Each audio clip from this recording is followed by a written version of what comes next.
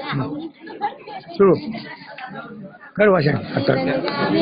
गातच राहावे जीवन गाणे, गातच राहावे, झाले गेले विसरून जावे, पुढे पुढे चालावे जीवन गाणे, गातच राहावे.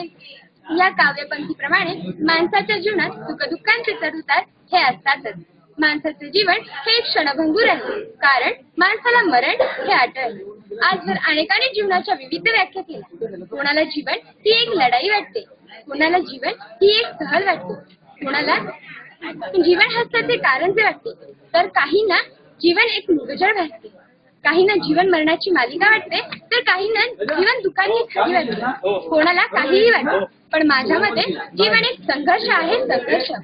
सांगा सांगा जगायचं कसं, सांगा सांगा जगायचं कसं, कणत कणत की गाणी म्हणत, सांगा सांगा जगायचं कसं, कणत कणत की गाणी म्हणत, वाटेवरची फुले वेचत की काट्यावरची दुःख झेलत, वाटेवरची फुले वेचत की काट्यावरची दुःख झेलत.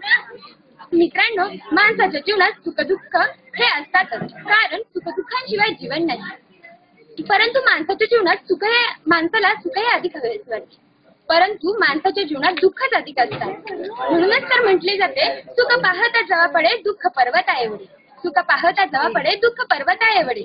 मित्रांनो, माणसाच्या जीवनात दुःख आल्याशिवाय सुखाची किंमत कळत नाही आणि सुखाशिवाय दुःखाला किंमत नाही.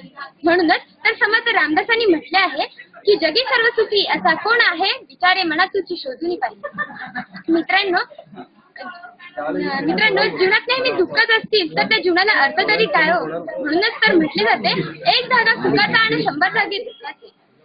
जीवनात केले तर खूप काही आहे आणि नाही केले तर काहीच नाही. अहो, लाकडाचा धूर डोळ्यात जातो म्हणून चूल पेटवायला थांबायचं नसतं, आणि जीवनात खोल दरी निर्माण झाली म्हणून खोल जायचं नसतं, तर ती दरी पार करायची असते.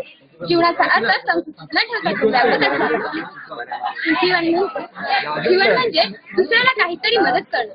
खरोखरच ज्याला मदतीची गरज आहे त्याला मदत करणं म्हणजे जीवन. दोन घडीचा डाव याला जीवन असे नाव, दोन घडीचा डाव याला जीवन असे नाव. अहो, जीवन किती वर्ष जगलात यापेक्षा जीवन कसे जगलात याला महत्व आहे. जीवन हे एकदाच मिळते, पुन्हा पुन्हा नाही. समाधान हे मान्यात असते. यामुळे जीवन हे एक आव्हान आहे आणि ते आव्हान आपण स्वीकारलंच पाहिजे.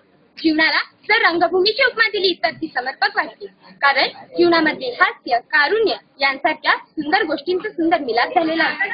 जीवन हे गुलाबाच्या फुलाप्रमाणे आहे. गुलाबाचे फुल किती सुंदर असते, त्याप्रमाणे माणसाच्या जीवनात आनंदाचे क्षण असतात. आणि जसे जीवनात गुलाबाच्या फुलाला काटे असतात, तसे जीवनात दुःखाचे क्षण असतात. मित्रांनो, आपण या जीवनात येताना काहीही घेऊन येत नाही आणि जातानाही काही घेऊन जात नाही. त्यामुळे प्रत्येकाने लक्षात ठेवा की या जीवनात सगळ्यांनी प्रत्येकाला ज्याला मदतीची गरज आहे त्याला मदत करा. ज्याला खरोखर मदतीसाठी कासावीस झाला आहे त्याला मदत करा. आनंदी आनंदकडे इकडे तिकडे चोहीकडे या बालकवींच्या म्हणण्याप्रमाणे आपल्याला आपल्या जीवनातील आनंद टिकता आला पाहिजे. जीवनातील प्रत्येक क्षण हा मोलाचा असतो. जीवनात केले तर खूप काही आहे आणि नाही केले तर काहीच नाही. मित्रांनो, नेहमी लक्षात ठेवा, अनुकूल परिस्थितीत काय कोणीही जगतं, पण प्रतिकूल परिस्थितीत जगायला शिका. शेवटी इतकेच म्हणावेसे वाटते, हिम्मत बुलंद है हमारी पत्थर की जान रखते है, हिम्मत बुलंद है हमारी पत्थर की जान रखते है, पैरों तले जमी तो क्या हम आसमां भी रखते हैं, पैरों तले जमी तो क्या हम आसमां भी रखते हैं.